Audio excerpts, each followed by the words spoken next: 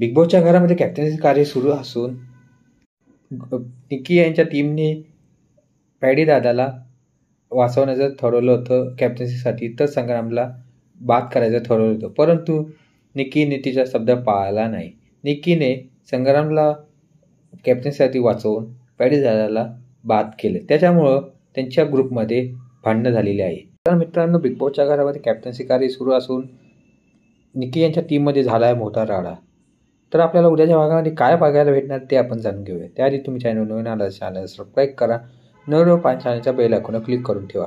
तर पुढे आपल्याला असे प्रोमो दिसत आहे की डीपी दादा आणि आरबाजमध्येही भांडणं झालेले दिसून येत आहे. कारण डीपी दादा यांची आरबाज यांच्यासोबत डील झाली होती, परंतु ती निकीने तोडली. त्याच्यामुळं डीपी दादा आरबाजचं ऐकत नव्हता. त्याच्यामुळं आरबाजने त्याचा राग अनावर न झाल्यामुळे त्यांनी तिघं ठेवलेली वस्तू खाली फेकून दिली.